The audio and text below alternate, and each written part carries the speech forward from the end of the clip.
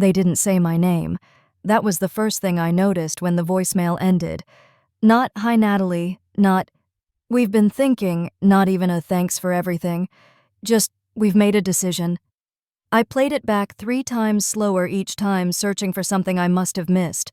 A pause, a breath, a hesitation. But no, Margot's voice was smooth, clipped, professional, like a press release, not a conversation. I sat frozen in my condo's kitchen, the steam still rising off my untouched mug. The city outside was alive, horns, footsteps, voices weaving down Michigan Avenue, but inside it felt like time had narrowed into silence. My name is Natalie Pierce. I'm 39.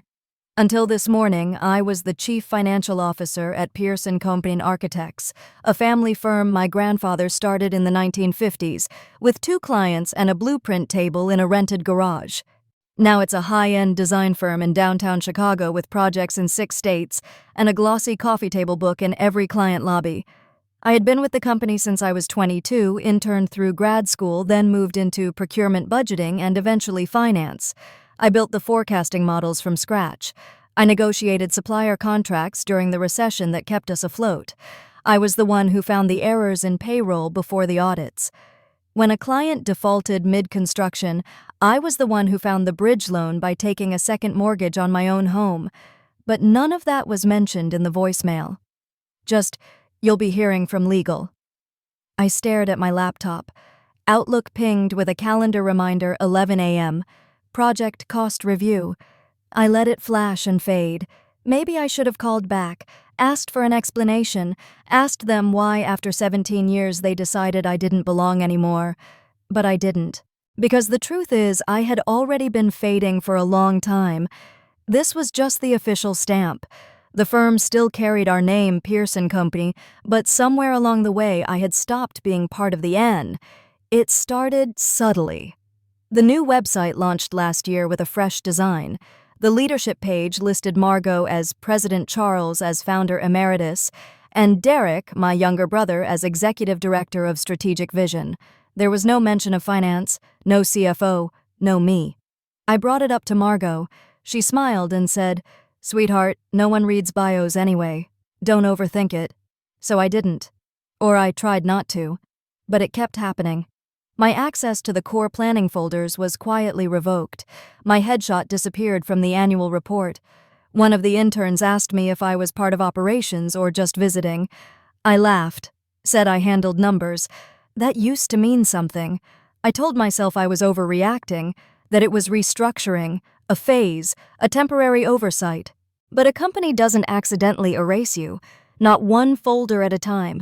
They do it on purpose, silently, strategically. And somehow the silence hurts more than if they had just slammed a door. Because silence leaves room for hope. And hope misused is a kind of cruelty. I leaned back in my chair, staring at the high ceilings I had helped finance when we moved offices. I remembered choosing the pendant lights, calculating the lease options, arguing for soundproofed conference rooms because Derek liked to take Zoom calls in a creative tone that echoed too loudly. I had helped build all of this, but apparently that wasn't enough, because they never wanted me visible. They just needed me useful. And now apparently they didn't need me at all. It didn't happen all at once. That's the part people don't understand. Being erased isn't like being fired. There's no meeting, no locked-out badge, no public announcement with carefully worded HR language. It's quieter than that. Slower. Like a room gradually dimming one bulb at a time until you're the only one who didn't notice the dark. The first time it really hit me, was during a Monday all-hands meeting. Derek was presenting the firm's revised long-term innovation directive. His slide deck was full of buzzwords: agility, vertical integration, sustainable disruption.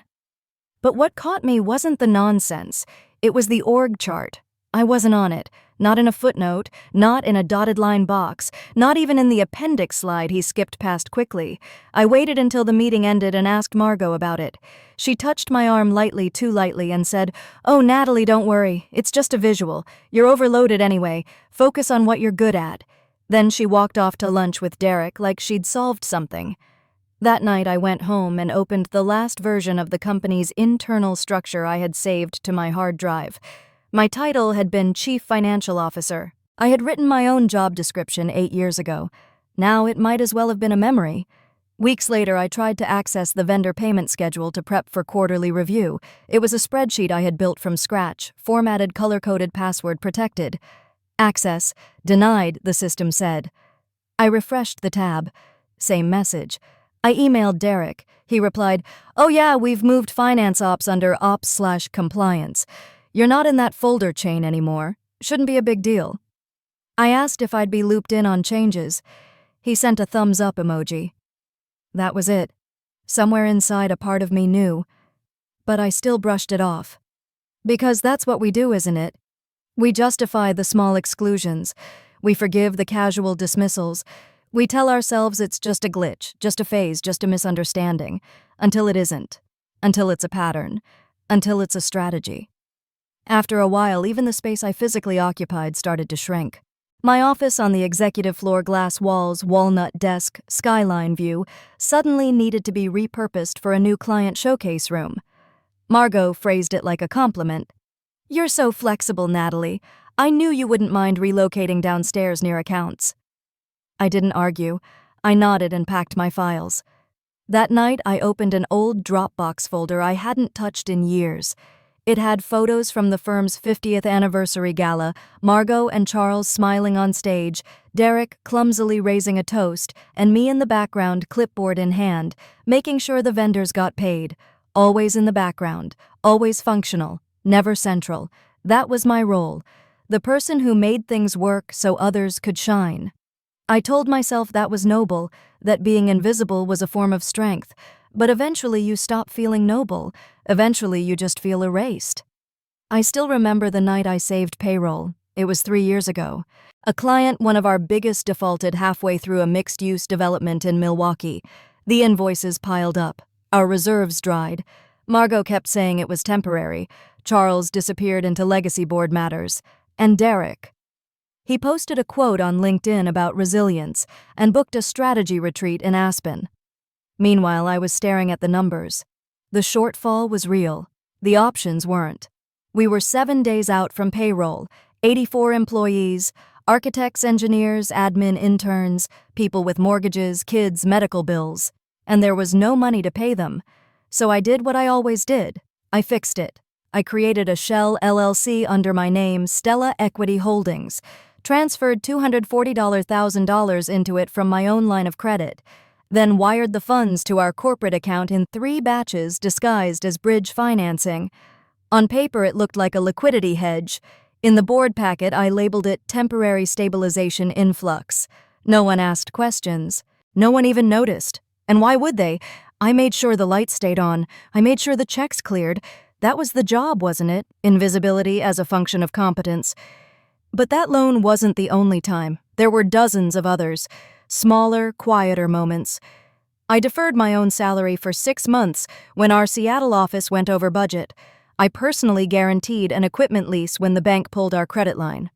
I renegotiated supplier contracts under the table using vacation time to fly to Phoenix and make the deal stick.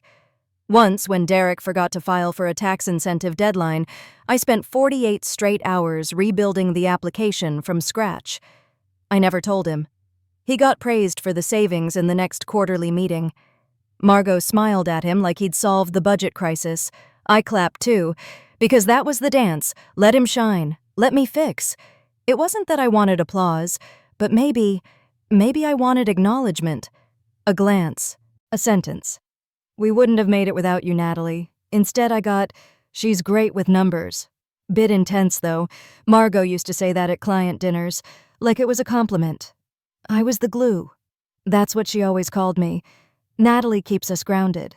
Natalie holds it all together. Funny thing about glue, though, people forget it's there until everything falls apart. And even then, they don't thank the glue. They just look for someone new to hold the pieces. At some point, I became the numbers girl. That's what Margot called me. At first, it sounded sweet, familiar, like something a mother says when she's proud, even if she doesn't quite understand what it is you do. She's our numbers girl. Margot would laugh at dinner parties, swirling her wine glass while introducing me to clients. Keeps us all out of trouble. It used to make me smile, because it meant I mattered, until I realized it wasn't admiration, it was limitation. Because while I was the one calculating cash flow projections down to the cent, while I was the one mapping risk buffers and vendor terms, Derek was in the other room pitching a vision for cross-market disruption that he couldn't even spell. He got whiteboards and brainstorms. I got spreadsheets and silence. Let Derek handle the creative direction, Margot said once. You're so good at keeping things grounded. Grounded. The way anchors are grounded, the way paperweights are grounded. I began to understand slowly that I wasn't being praised. I was being boxed in. You're overloaded already, she'd say, whenever I asked about strategic meetings I used to attend. Don't burn yourself out. Stick to what you're good at. I was good at solving fires before they started, but I wasn't allowed to plan the map anymore. Only sweep the ashes. One afternoon, I caught Derek in the conference room pitching a rebrand to a potential investor. The mock-ups were sleek modern, new fonts, new mission, a new leadership quote on the back of the investor packet. The quote was attributed to him. Except I'd written it. I had typed those exact words in a deck for a conference in Denver months ago when Derek asked me for just some filler copy. I didn't say anything, not then. What would have been the point claiming authorship would have sounded petty, but it stuck with me. The way credit always seemed to slide in his direction like water finding the lowest point. Later that week, I found a company press release drafted for our newsletter. It listed Derek as visionary co-lead for firm growth and Margot as architect of our long-term identity. My name appeared once, under finance, in the closing paragraph, no title, no quote, just Natalie Pierce contributed reporting. Contributed. Like I was a freelancer. I brought it up in the weekly check-in. Margot tilted her head and smiled. Honey, you're not being erased. Don't be dramatic. She leaned forward, voice gentle. You're the backbone, Nat, but people don't always see the spine. That's okay. That's leadership. Then she added softly, don't chase visibility. You're more powerful when you're quiet. I nodded, but something in me twisted, because I realized she wasn't protecting me. She was managing me, keeping me contained, compliant, useful, but never credited. Not truly. That's how they do it when it's family. They wrap control in warmth, turn boundaries into favors, turn silencing into support. They don't tell you to be small. They just stop giving you reasons to be big. Family dinner used to be my favorite tradition. Every other Sunday, we rotated houses. Margot insisted it kept us grounded. Business is business, she'd say, but dinner is sacred. But somewhere along the line, even the meals started to feel like board meetings in disguise. At first, it was small things. I'd arrive with dessert, my signature bourbon pecan pie, and no one would touch it. Derek's girlfriend was gluten-sensitive, and suddenly everyone decided they were too. Margot switched the menu without telling me. Oh, Natalie, we assumed you wouldn't mind. We're doing clean eating now. She said it like I was late to a trend I had never been invited into. Conversations stayed high level. Derek talked about a podcast he'd been on. Margot recited investor names like prayer. Charles mostly stared at his glass of wine, occasionally murmuring about zoning permits from the 1980s. No one asked how I was? Not really. Sometimes Margot would toss a vague, how's finance holding up across the table like she was checking the oil in a car she no longer drove. I'd answer stable and that was that. The only time they leaned in was when there was a problem. A missed permit filing, a cash flow dip, an RFP delayed. Then I mattered. Then the room fell quiet and all eyes turned to me. And I'd fix it right there in the middle of the mashed potatoes and wine. I used to carry a legal pad in my purse, just in case. One evening, Derek laughed mid-bite and said, Nat never turns off, huh? Everyone chuckled. I smiled, but inside something cracked, because I wasn't there as a daughter, or a sister, or even a human being. I was there as a contingency plan, a human safety net, and when the problem was solved, I vanished again. They never said thank you, not once. The closest I got was Margot brushing my shoulder after dinner, saying, "I don't know what we'd do without you, sweetheart." But even that felt rehearsed, like a line she'd memorized years ago and just kept repeating without meaning. One night I stayed after to help clean up. Derek had left early, some startup mixer he couldn't miss, and Charles was dozing in his chair. Margot was rinsing dishes, her earrings catching the kitchen light. "Do you ever think about stepping back a bit?" she asked suddenly. I paused. "From the company?" She nodded. "You've given so much. Maybe it's time to breathe a little. Let Derek lead more." I swallowed. I didn't know I was in the way. She laughed softly. "Not in the way, Natalie. Just too close to the fire sometimes." I nodded, then quietly finished loading the dishwasher. That night I lay in bed replaying her words. Too close to the fire. What fire, and who was lighting it? I used to think the silence was circumstantial, that people were busy, that things got missed, that maybe I needed to speak up more. But over time I realized the silence was deliberate, and it was everywhere. In the office, I started noticing fewer emails CCing me on project updates. Budget sheets I had managed for years were suddenly being handled elsewhere. I'd walk into a meeting room and see them closing laptops like I had interrupted something secret. Derek started referring to the leadership team in conversations. I wasn't sure if I was still part of it, so I asked. He blinked, then said, "Of course. Just a smaller group now, vision alignment mostly." Vision alignment. I didn't know whether to laugh or walk out. At lunch, people began pausing when I walked into the break room. They smiled too politely. Conversations shifted. Someone once asked if I was still doing finance, like I'd been reassigned to a different department without notice. One afternoon, my badge didn't open the second-floor conference wing. Facilities blamed system reprogramming. Margot never followed up, so I sat alone at my desk, the office buzzing faintly around me like I was behind glass. Present, but untouchable. At home, the quiet followed me. No dinner invitations, no check-in calls, no last-minute want-to-join texts from Margot or Derek. Holidays became logistical notices, not personal ones. Dinner at 6 were neutral tones. "We're taking photos for the firm's seasonal card. I wore burgundy that year." No one said anything.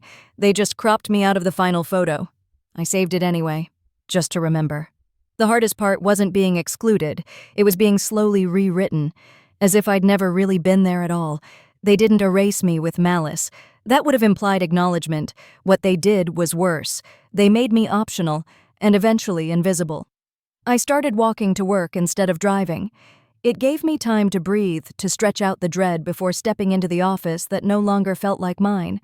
I watched couples on the sidewalk holding hands, friends laughing into phones, baristas who remembered names. No one remembered mine anymore, not really.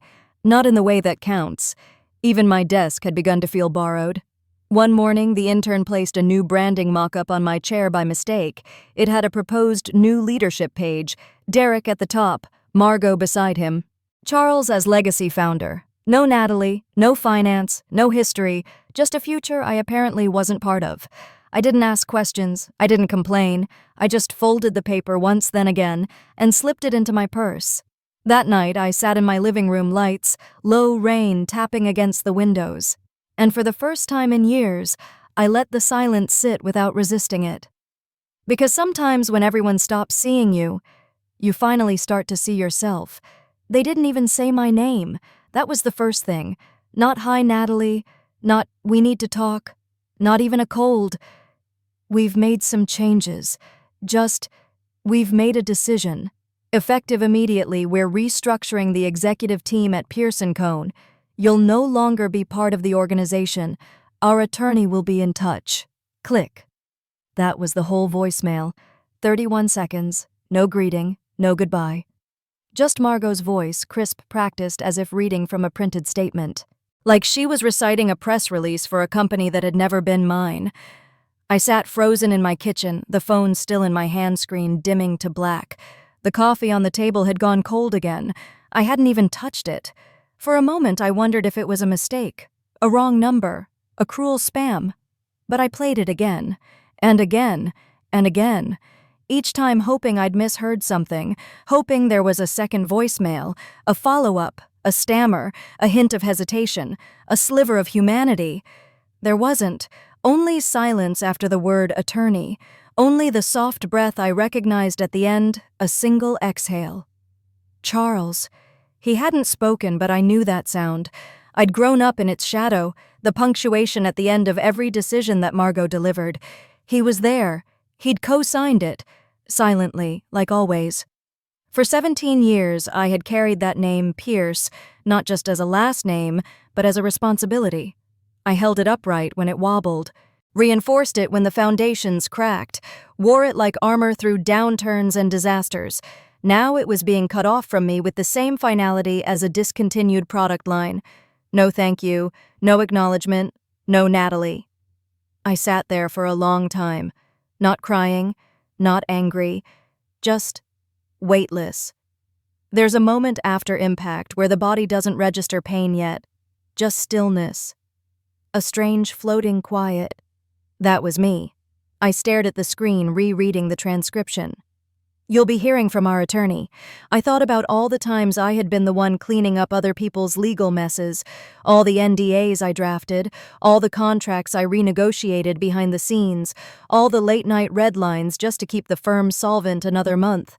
And now I was being dismissed with a voicemail. Not even a meeting. Not even a face. Somewhere in my inbox, a calendar reminder chimed 10:00 a.m. projected budget review Q2. I clicked decline. It didn't feel like a rebellion. It felt like punctuation. I could have called back, could have begged for clarification for a second chance for the truth, but I didn't, because truthfully, I already knew. This wasn't sudden. This had been happening for years, quietly, strategically, piece by piece. They had just finally stopped pretending. And that voicemail, it wasn't a surprise. It was a signature on a decision they made long before they said it out loud. I didn't call back. I didn't text Derek. I didn't send Margot an email demanding answers. I didn't ask Charles if this was really what he wanted. Instead, I opened my laptop, not to respond, to remember. Buried deep in my archived emails was a thread from 2 years ago, a finance conference in Denver. Dry panels, lukewarm hotel coffee, endless suits talking about tax optimization and capital structure theory, and one woman who didn't sound like everyone else, Janet Lynn. She had given a breakout talk on corporate power imbalance in family-owned businesses, quiet exits, minority ownership, legal discretion. I remembered how I'd lingered after her presentation, not because I needed anything, but because something in her tone had felt sharp. Like she'd seen too much and had learned to weaponize calm. We'd exchanged business cards, never followed up, until now. I searched for her name. The thread was still there. Subject line, following up from Denver. Great to meet you. I clicked reply, typed 5 sentences. Hi Janet, I'm ready to explore options regarding my 40% equity stake in Pearson Comin. There have been internal changes. Let me know a good time to talk. Best, Natalie Pierce. No backstory, no emotion, no venting, just intention. I hit send. Then I sat back and waited, not out of fear, but out of stillness. A stillness that didn't feel like paralysis anymore. It felt like precision. The reply came within 40 minutes. Understood. Looping in my team. Quiet diligence first. No alerts. I stared at those words, quiet diligence. That was it. That was the language I'd been waiting for. Not revenge, not noise, not fire. A process, a plan. They had taken 17 years of loyalty and boiled it down to one voicemail. I would take that silence and make it expensive. That night, I pulled out a portable drive from my filing cabinet. It had everything: payroll records, quarterly reports, internal audits, personal bank transfers I'd made to keep the company liquid during tight months, every undocumented save I had executed, every time I had chosen the firm's survival over my own credit rating. I didn't print it all yet, just organized it, labeled it by year, reread every entry. It wasn't about building a case. It was about remembering what they had forgotten, that I was the architecture behind their architecture. Not the face on the brochure, but the structure they leaned on when things cracked. And they had the audacity to think they could erase me without consequences. They thought they were cutting me off. They didn't realize they were setting me loose. By midnight, I had 3 folders ready to go. One labeled liquidity injections, one labeled unrecognized risk absorption, and one labeled simply proof. I didn't feel angry. I felt accurate. We didn't meet in a conference room. There were no glass walls, no logo backdrops, no firm handshake photos for LinkedIn. Just a corner booth in a quiet restaurant outside the city, one of those places with soft lighting and no rush to turn tables. Janet sat across from me, not in a power suit but in a charcoal sweater and flat shoes. Calm, competent, the kind of presence that didn't demand the room it owned it by not trying. She nodded toward the man beside her. "Daniel Meyer," she said.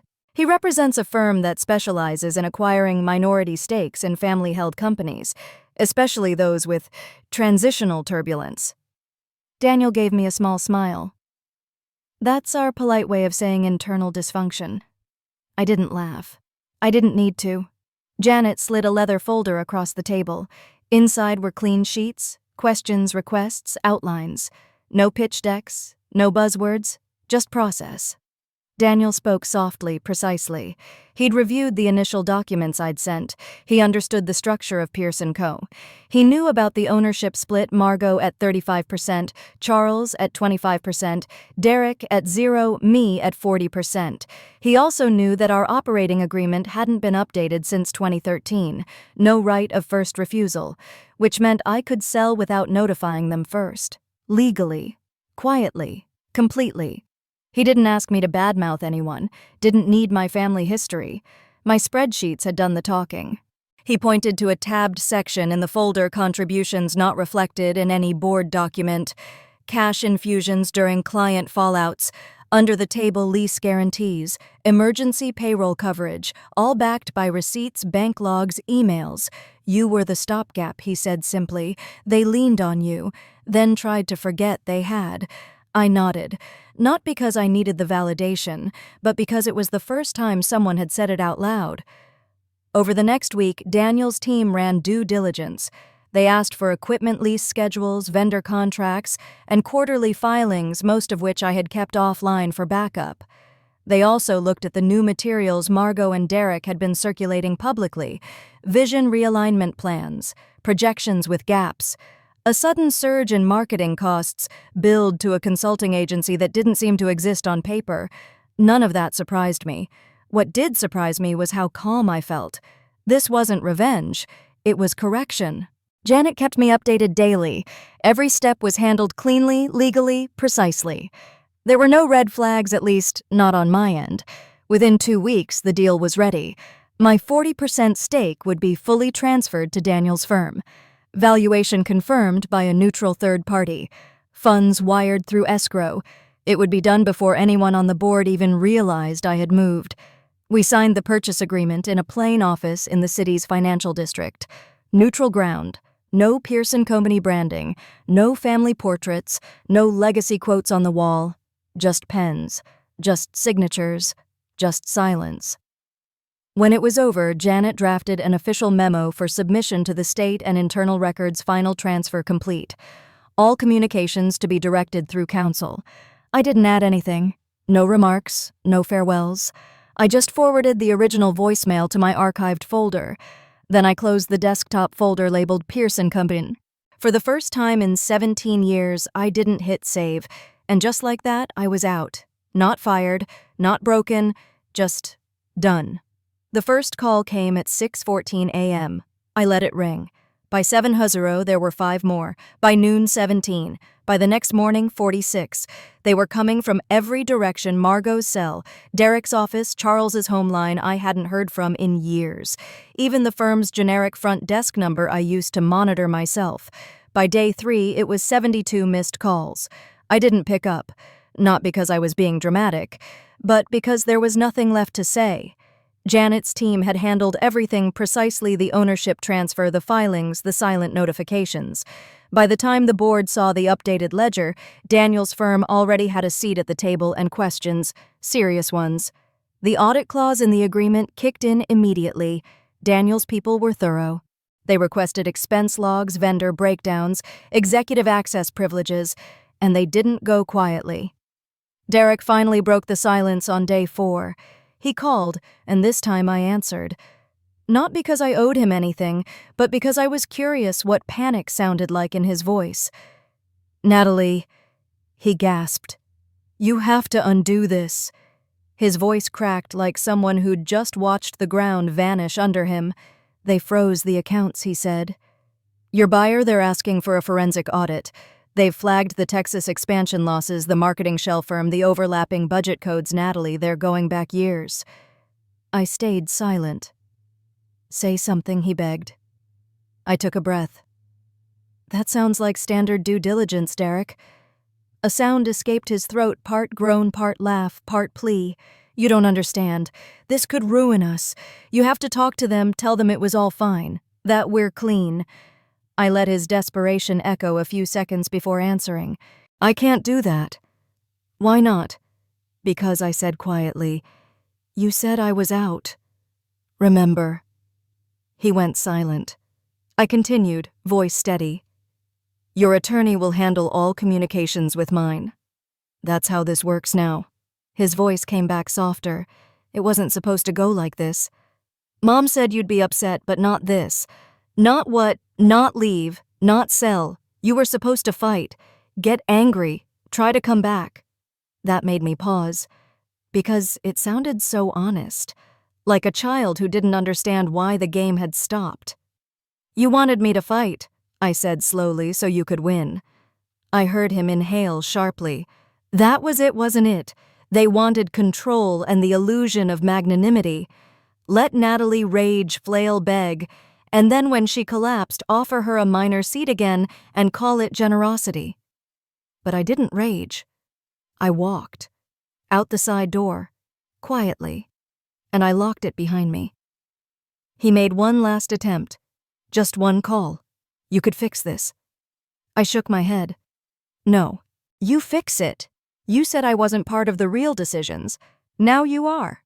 I ended the call. 10 minutes later, Janet messaged audit formally initiated. Public filings under review. Will handle any outreach. I closed the message. No anger, no satisfaction, just stillness. Like I had finally stepped out of a storm I didn't know I'd been standing in for 17 years. 3 days after the audit became public knowledge, the first email came. Not from Derek, not from Charles, from Margot. Subject line, private conversation. No greeting, no apology. Just one sentence. "Can we meet?" Just the two of us. No attorneys. I read it twice. The punctuation was perfect. Period at the end. Just enough space between words to seem calm, professional, unthreatening. If I didn't know her voice by heart, I might have believed it was sincere. But I did. And I knew what it was: not remorse, not even regret, just control rebranded as concern. I didn't reply. Instead, I printed the email, slipped it into a red folder labeled after, filed it behind all the binders I had spent weeks preparing documents, proofs, timelines, QuickBooks, backups, screenshots, all the receipts they thought I'd never keep. Then I went for a walk. It was drizzling, Seattle gray, the kind of day where time feels heavy but not oppressive. I walked past the firm's old building, Pearson Comey's original office, before the rebrand, before the new facade, before the chrome signage. The paint was chipped. A crack ran through one of the bricks above the entrance. I paused. For a second I thought I'd feel something. But I didn't. No wave of memory, no pang of nostalgia. Just the quiet understanding that this was no longer mine. Or maybe it never had been. That evening, Janet called. "The audit's deepening," she said. "There are gaps in filings, duplicated vendor payouts, retroactive role redactions. Your name appears in older compliance filings but was omitted in the newer ones. That's a problem for them." I thanked her, told her to keep everything documented. I didn't ask what would happen next. Because I already knew. They'd try to spin it, of course. They'd say I'd overreacted, say I sold out, say I'd misunderstood. Margot would frame it as a family fracture, one that could have been avoided if Natalie had just communicated better. But I didn't need to defend myself. That was the difference now. For years I had tried to explain myself to people who only heard what suited them. Now my silence did the talking. A few days later, a package arrived at my apartment. No return label, just my name written in Margot's distinct cursive tight, slanted always slightly too neat. Inside was a picture frame, the one from the old firm lobby, us standing in front of the original warehouse, Charles, Margot, Derek, me. We looked like a team, like a family. But as I studied the glass, I noticed something, a hairline crack running diagonally from the top right corner, right through my face. Not shattered, not broken, just worn, like time itself had slowly rubbed me out. I didn't fix the crack, didn't replace the frame, didn't hang it up. I closed it back inside the padded envelope, slid it into the same red folder as the email, then placed it on the top shelf of my cabinet, far enough out of reach to remind myself, some things don't need closure. They just need to stay closed. The first morning was the strangest, not because of the silence, but because it didn't feel like a void anymore. I woke up at 6:45, same as always. But there was no reason to rush. No unread emails waiting, no red flags blinking on my phone, no budget spreadsheet needing triage before sunrise, just sunlight, filtering gently through the curtains. I stayed in bed, not out of exhaustion, but curiosity. What did it feel like to lie still and not be late? What did it feel like to breathe without solving something? For 17 years, my calendar had dictated everything, from the first sip of coffee to the last tap on my keyboard. It had been packed with meetings, crisis calls, urgent board briefings that always ran long and said nothing. Now my phone was still. No Slack pings, no 8 a.m. check-ins masked as quick touch bases, no Charles calling to ask why an invoice didn't match a non-existent policy he forgot he changed. I made coffee slowly that morning, let the water boil all the way, not just until it hissed, let the smell drift through the kitchen. Then I sat by the window wrapped in an old sweatshirt and watched the world outside joggers. A dog walker, the mail truck rolling past. Nothing needed me. And for once, that wasn't terrifying. It was relief. I used to think purpose came from being indispensable, from being the person who couldn't be replaced. But what they never tell you is that when you become irreplaceable, you also become invisible. No one checks on the gear until it breaks. No one says thank you to the glue. But now I wasn't anyone's emergency contact. I wasn't anyone's second plan. I wasn't the safety net, the fixer, the one who could just handle it real quick. I was just Natalie, still here, still whole. A few hours later, I walked to the little bakery on the corner, the one I'd passed 100 times but never stepped into. The woman at the counter smiled and said, "First time." I nodded. She offered me a sample of something warm and flaky. "You look like you need a soft morning," she said. I nearly laughed. She had no idea. But she was right. I took the sample, sat outside in the weak sun, and for the first time in years, I didn't feel like I had to prove I belonged anywhere. I was just here, alive, unattached, still. And in that stillness, something began to return, not all at once, but like a slow breath finding rhythm again after holding it too long. Me. It surprised me how quickly life filled the space they left behind, not with noise or busyness, but with details, with breath, with forgotten colors. By the second week, I noticed sunlight again, really noticed it. Not through office blinds or in passing during a rushed commute, but fully how it shifted across the hardwood floor, how it warmed the corner of the bookshelf near noon. I began to open the windows more. Let the air in. Let the silence settle. And it wasn't the kind of silence that felt like exile anymore. It was invitation.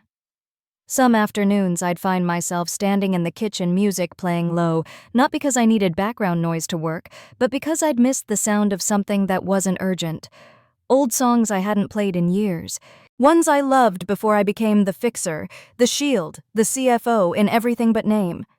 There was one in particular, a piano instrumental I used to listen to in college when I thought anything was possible and nothing had been taken yet. I let it play on loop one afternoon while I reorganized the bookshelf. By the third repeat, I realized I was humming. I couldn't remember the last time I had done that. Other pieces followed. Little things. The walk to the Saturday farmer's market where I picked up flowers I didn't have to justify. A dusty journal pulled from the back of a drawer half filled with lines I once wrote when I thought writing could matter. The sudden desire to bake something not for a client meeting, not to impress, just to see if I still could. It wasn't some grand transformation. There were no new chapter declarations, no sudden reinvention posts online. It was quieter than that, like muscle memory returning to a body finally allowed to rest. Like remembering what hunger feels like after years of stress eating your way through 10-minute lunches in boardrooms. One afternoon I passed a park I used to cut through on my way to work. There was a small bench under an elm tree. I'd sat there once years ago after my first promotion just to breathe. That day I sat there again. No reason, just to see what the world sounded like when I wasn't rushing through it. I watched two kids chase bubbles across the grass. One of them fell, laughed, got back up. And I realized something I hadn't let myself believe yet. I wasn't broken. I was bruised. I was tired. But I was still here. And more importantly, I was no longer carrying what wasn't mine to hold.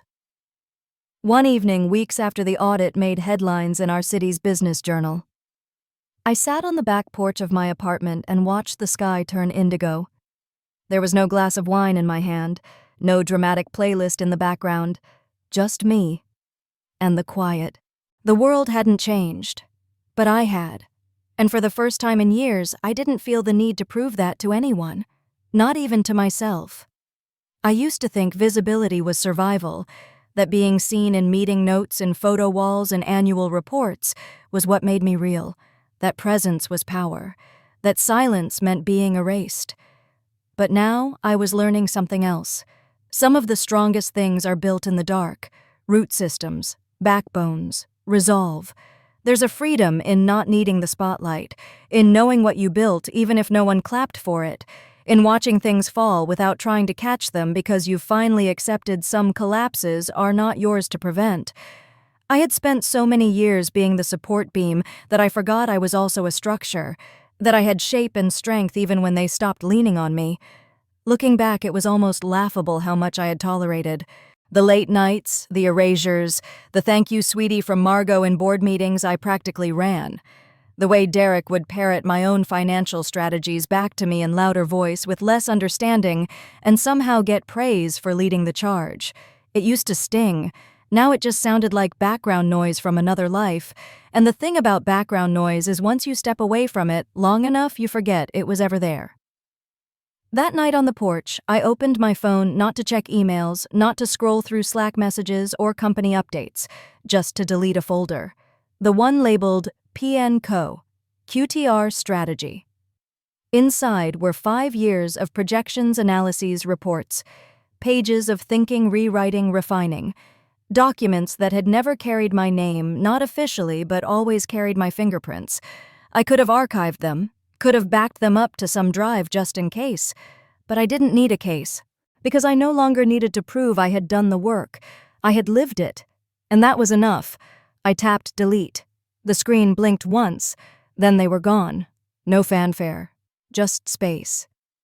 It reminded me of something Janet had said during our last call. You don't owe anyone a narrative. She was right. For too long, I'd thought closure had to be spoken a final line, a confrontation, a dramatic explanation of how they'd failed me and why it hurt. But silence is a kind of closure, too. Not the silence they gave me. The silence I chose. The one that meant I am no longer available for manipulation. No longer volunteering for dismissal. No longer waiting for recognition that should have come freely and long ago. I used to fantasize about revenge, not in loud cinematic ways, just in daydreams of one day walking into a meeting presentation in hand and watching their faces fall as they realized they had underestimated me. But now I didn't want their regret. I didn't need their reckoning. What I wanted was quieter. Mine, my mornings, my time, my decisions, my name not attached to someone else's empire but standing on its own. And slowly, day by day, I was getting it back. I had nothing left to explain, nothing to reclaim, nothing to rewrite. They had taken my visibility, but they hadn't taken me. And from where I stood now, I realized I was never meant to be seen by them. I was meant to see myself, and that, finally, was enough. The package had been sitting on my side table for over a week before I opened it again. Plain, brown, no return label, only my name written in careful cursive, my mother's hand. I recognized the way she looped the T.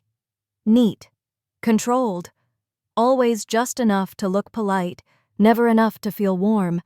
Inside the frame, the same one that used to sit near the lobby of the old Pearson Comby office, a photo of the four of us, Margot, Charles, Derek, and me, back when we still pretended we were building something together. The photo was from a company milestone the day we opened the second warehouse. I remembered the dress I wore. It was navy, wrinkled from staying too long in the office the night before finishing up logistics on a vendor deal Derek had forgotten to follow through on.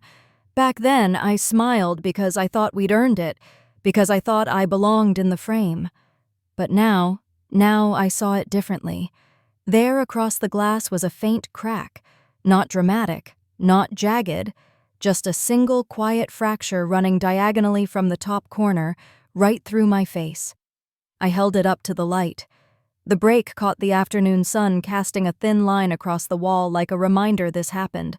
Not an accident, not an act of malice, just time. Time had rubbed me out, not all at once, not with a blow, but with small edits, quiet omissions, shrinking space until there was no room left for me at all.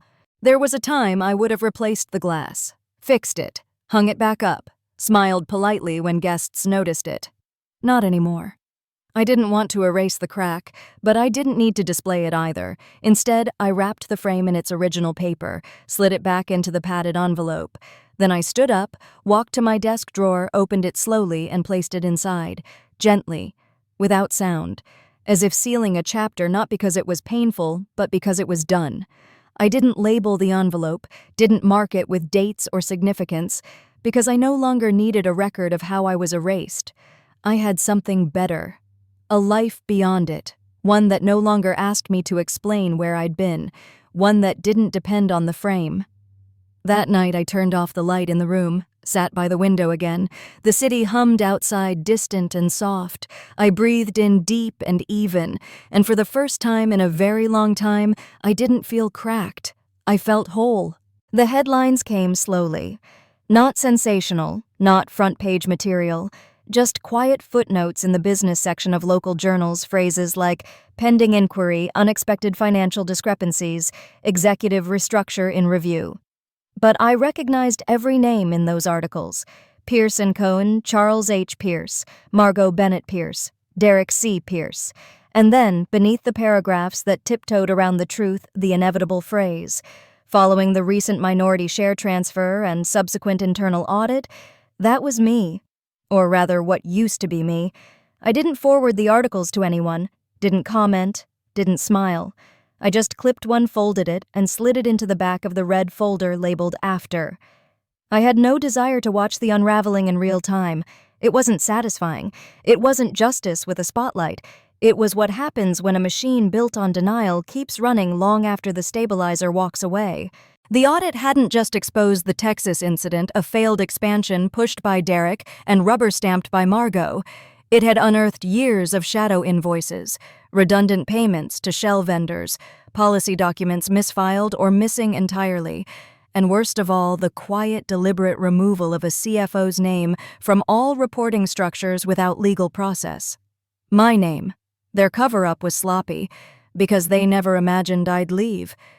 And certainly never imagined I'd leave with everything in order. Charles issued a statement. Bland, carefully worded.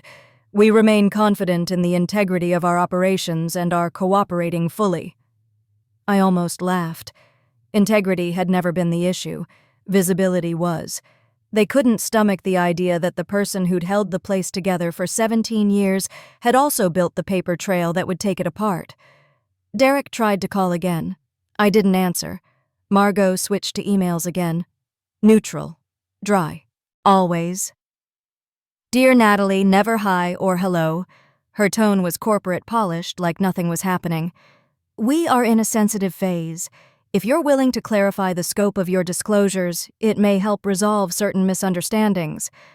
I didn't reply. Because there were no misunderstandings. There were only consequences. I wasn't angry. If anything, I was surprised by how little I felt. Once, not long ago, I would have lost sleep over this. I would have rushed in, tried to fix it from the inside, explained things to legal, protected, the reputation, absorbed the backlash to shield the family name. I was good at that. So good they forgot how much of me it took. But I'm not theirs anymore. They had made that decision. I had simply made it permanent. One afternoon, while walking home from a bookstore, I passed a woman in a dark blazer standing on the curb talking urgently into a phone. She was gripping a thick manila folder under one arm. Her eyes darted, her voice low and sharp. I knew that posture. I'd lived in it. The whole scene struck me like déjà vu. Except this time I kept walking, didn't slow down, didn't turn back, didn't offer help. Because sometimes the most powerful thing you can do is not show up. Let the people who erased you realize what your absence actually costs, and then let them deal with it, alone. The first real plea came from Derek, a voicemail at 7:03 a.m. "Natalie," his voice cracked. "Please just hear me out." Pause. "I know I didn't handle things well, but you know how the system works. It's complicated. We made mistakes, okay? But you know how to fix this. You always did. Just please call me back. I'll clear time. I'll come to you." Click. I didn't return the call. A day later, a box arrived at my door. Inside, a leather-bound binder, old, slightly scuffed, my handwriting still visible on the tabs.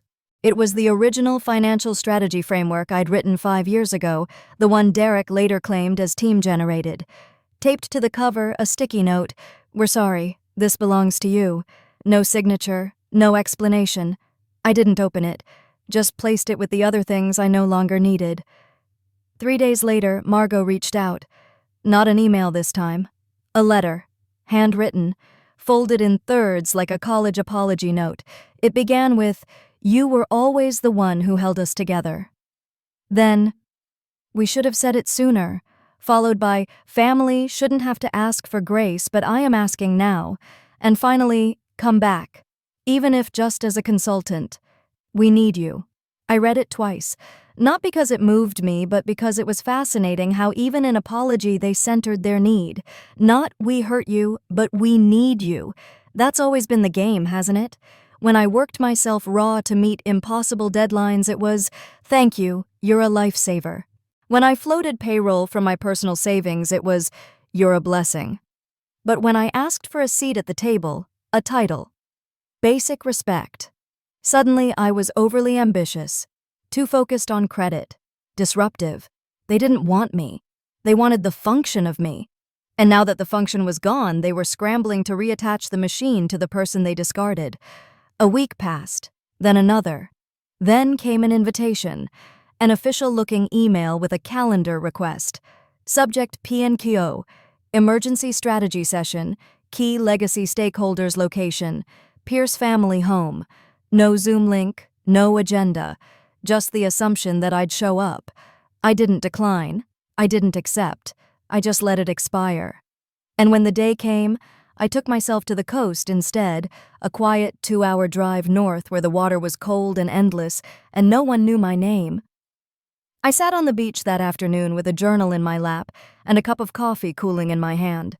The waves whispered a language that didn't ask for anything, didn't call me back, didn't plead, didn't pretend. They just moved, constant, indifferent, and full of life. And I realized something I hadn't said out loud. They weren't reaching for me. They were reaching for what I gave, the stability, the insight, the sacrifice.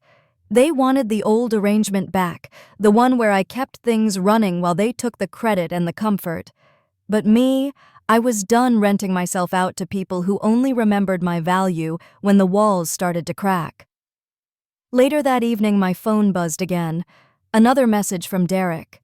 His tone was different this time.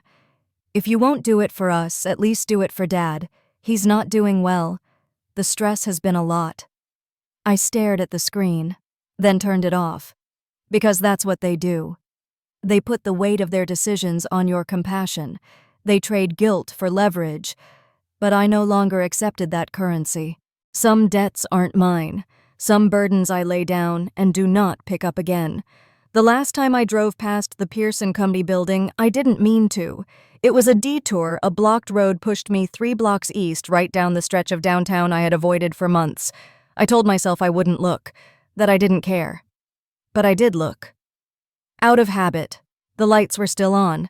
The lobby, still perfectly polished framed mission statement, still backlit near the elevators. Integrity, vision, family. I almost smiled. It all looked the same. But I knew what it cost to keep that facade lit. I knew the panic behind the glass, the calls, the consultants, the quiet firings they thought wouldn't leak. And for a second I wondered if they still kept my old desk the same, if the folders I color-coded were still somewhere in a drawer, if someone else sat in that chair now trying to make sense of the chaos. Then I caught myself. That wasn't my chair anymore. That wasn't my fight. So I turned at the next light, didn't slow down, didn't take a picture, didn't text anyone to say where I was. It was just a building, just glass and lights and names etched on plaques that no longer meant anything to me. A week later, I got a call from a number I didn't recognize. I let it ring out. Then I saw the transcript in voicemail. Natalie, this is Claire from HR. We're restructuring again. There might be a place if you'd be open to... I deleted the message before she finished her sentence. I didn't need a place anymore, because the place I had built had never been protected. It had only been used, and I had finally stopped mistaking proximity for belonging. Belonging is quiet. It doesn't demand, it doesn't erase, it holds. And once you've known the opposite, the absence, the slow unspooling of your name from every hallway, every login, every plan, you stop asking to be let back in. You start asking yourself, where do I feel whole? And the answer is almost never the place that made you forget you were allowed to ask. Some mornings now I walk along the lake near my new apartment. No towering buildings, no pressed suits, just joggers, elderly couples, dogs off leash. Sometimes I bring a book, sometimes I don't. Sometimes I just walk, and in that rhythm, that lack of purpose, I've found something I never knew I was missing. Stillness that isn't waiting for something to break. Peace that isn't fragile.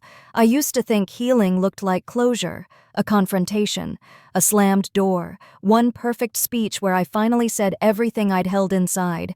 But healing doesn't always sound like thunder. Sometimes it's just silence that no longer feels like punishment. Sometimes it's not looking back. I don't reread the emails, don't check the quarterly reports, don't wonder how close they are to collapse or recovery. It's not mine to carry anymore. The day I walked out wasn't the end. It was the middle of a quiet return, not to who I was before them, but to who I had always been beneath the proving. Not the numbers girl, not the quiet glue, not the backup plan.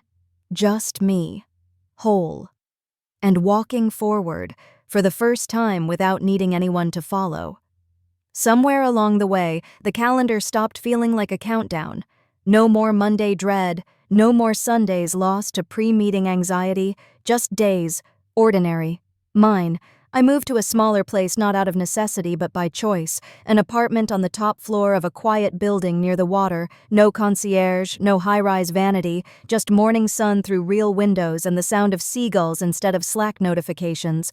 There's a secondhand couch I love, not because it matches anything but because it fits me. And for the first time in years, I didn't decorate for guests or impressions. I just filled the space with what made me feel, well, safe. I started buying fresh bread on Sundays, the kind that leaves flour on your fingertips when you tear it, and flour's always wild ones, a little uneven, sometimes barely lasting 2 days. But they make the kitchen feel alive. There's a rhythm now, not a schedule. A rhythm. Walks when the light is soft. Calls with friends where no one talks about work titles. Books read without underlining anything for later. And coffee always hot now. Never rushed. Some days, I forget I was once a person who flinched when the phone rang, who triple-checked spreadsheets at midnight, who sat in glass rooms trying to make herself smaller so others could feel taller.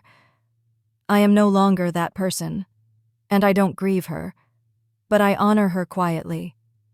She got me here. There are no grand declarations, no viral posts about reinvention. Just Natalie, unattached to legacy, unburdened by apology, unmoved by the version of success that cost me too much.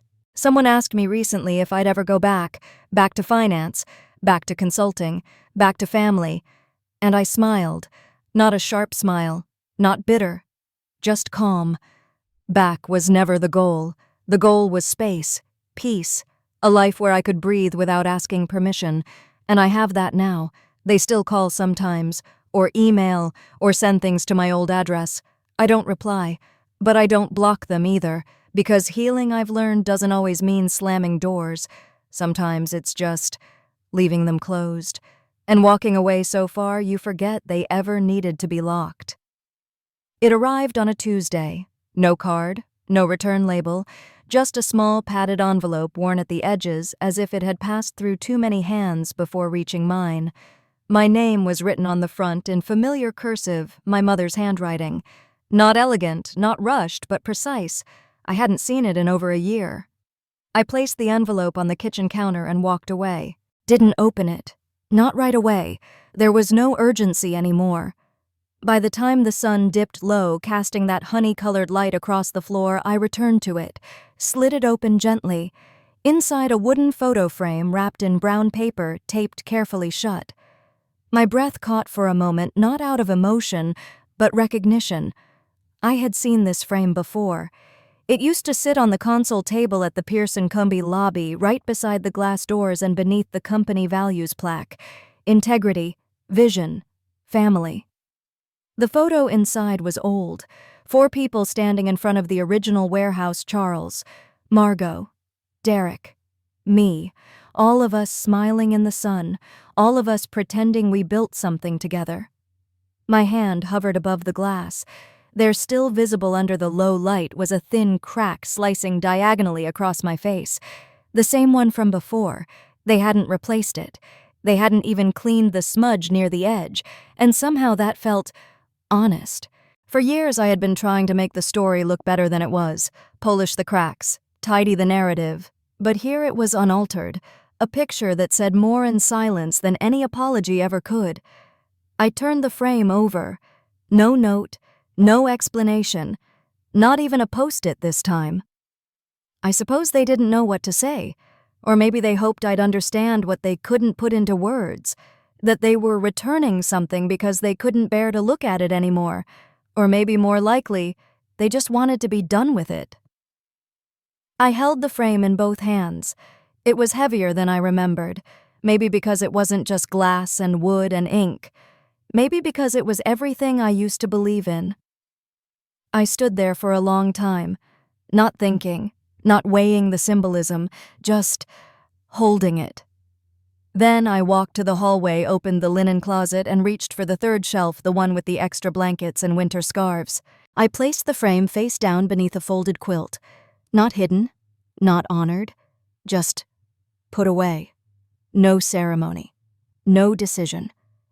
Because I didn't need to fix it, didn't need to hang it, didn't even need to keep looking at it. I had nothing to prove, nothing to reclaim. And maybe that's what freedom looks like. Not dramatic gestures, not fiery speeches, not breaking the glass for closure, but simply letting it be. Later that evening, as I lit a candle in the living room, a breeze came in through the cracked window. It smelled like something faintly citrus, probably from the neighbor's tree, and for a second I thought of the office lobby, the air fresheners they use to hide stress. I smiled, softly, because this wasn't that. This wasn't artificial. This wasn't performative. This was my space, my stillness, my peace, and no picture frame, broken or not, could define it anymore. I don't tell this story for closure. I don't even tell it for justice. I tell it for anyone who's ever been quietly written out, not with a fight, not with a scandal, just slowly removed until one day you realized no one even said your name anymore. They didn't forget you. They erased you. There's a difference, but here's the truth. The ones who erase never expect you to walk away without begging to return. They build their silence like a trap. They think you'll circle back asking for answers. But sometimes the strongest thing you can do is nothing at all. Not scream, not explain, just leave. And let the silence say everything. If you've ever been the one holding it all together, the one no one thanked until you left, the one whose absence made everything fall, then you already know you weren't invisible. You were essential, and they knew it. They just hoped you wouldn't. So if this story feels like yours, if you've ever been the glue no one saw until it snapped, leave a single dot below this video. No name, no explanation, just a quiet mark. For all the ones who walked away without slamming the door, for those who didn't need revenge to win just space to finally breathe. Because being erased doesn't mean you disappeared. It just means they lost their anchor. And you're finally free.